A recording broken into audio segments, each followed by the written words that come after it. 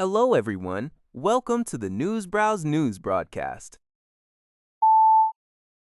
Global news reports on the case of Wassim Badu, a 34-year-old Montreal man wanted by the RCMP for terrorism, who says Canada is preventing his return from Turkey. Badu claims he is absolutely willing to fly home and surrender, but Global Affairs Canada has refused to issue him a new passport. He argues he is in limbo and attributes his inability to travel to the government's obstruction and delay. Court records reveal Badu was imprisoned in Turkey in 2017 for being a member of a terrorist organization, a charge he disputes as based on a coerced confession under torture. Although Turkey ordered his deportation in March 2024, Canadian officials cited his irregular status and an allegation that he was a fugitive as reasons for denying his repatriation requests in 2024 and 2025. This case highlights Ottawa's struggle with Canadian citizens caught abroad during the Syrian conflict, many of whom are deemed national security threats by intelligence officials. While some experts advocate for bringing these individuals back for monitoring and potential rehabilitation, others worry about the lack of evidence for successful prosecution if repatriated.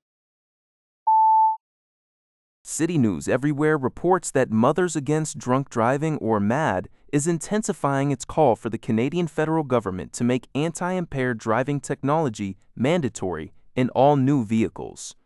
MAD's national president, Tanya Hansen-Pratt, asserts that such technology is crucial for saving the lives of drivers and others on the road. Pratt draws a parallel to the initial resistance to seatbelts, which are now widely accepted as essential safety features, emphasizing the importance of non-intrusive technology.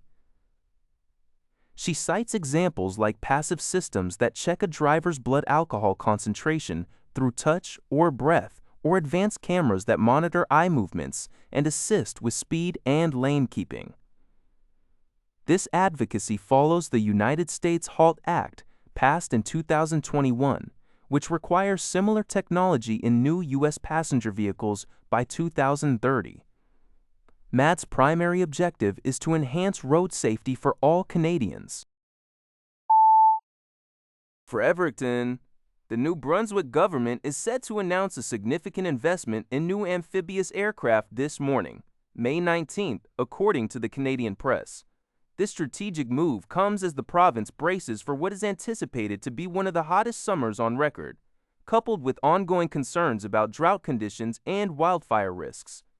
The investment specifically includes $3 million allocated for securing the availability of 4 Fireboss specialized water scooping aircraft, which are crucial for rapid response wildfire fighting efforts. The announcement is being made at Forest Protection Limited, a company majority owned by the New Brunswick government that specializes in aerial surveys, forest health management, and wildfire response.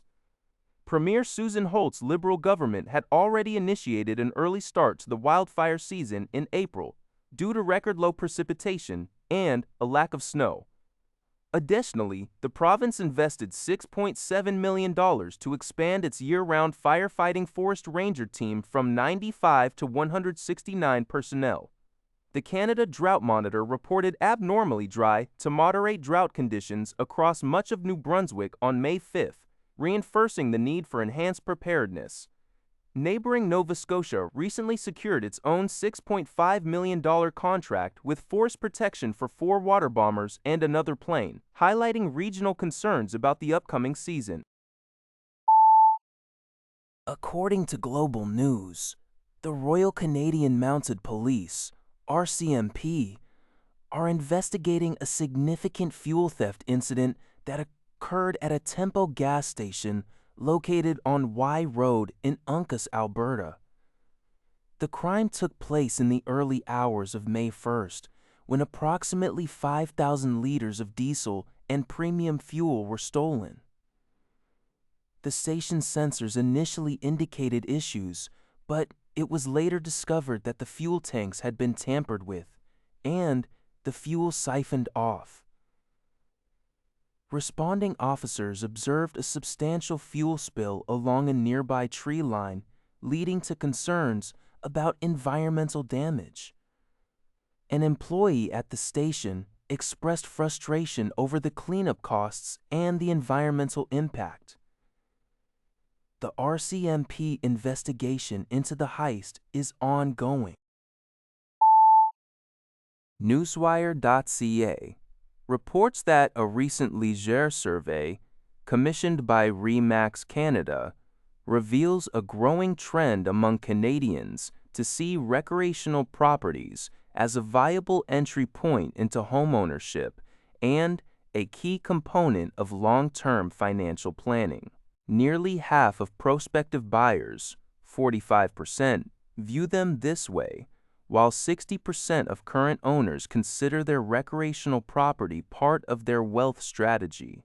This shift is particularly pronounced among younger Canadians aged 18 to 34, with 54% incorporating recreational properties into their financial vision, compared to 30% of those 35 and older. Market conditions are supporting this, with over half of 21 recreational markets expected to remain buyers' markets in 2026, and a 1.5% national average price increase anticipated. Return-to-office mandates are also influencing decisions, prompting 28% of owners to consider selling and causing 14% of non-owners to hesitate in purchasing. Buyers prefer recently renovated units, 61%, and year-round access, 59%, but maintenance costs remain a concern. Recreational properties are increasingly playing a role in intergenerational wealth transfer. That's all for this video. Thank you for watching. See you in the next video.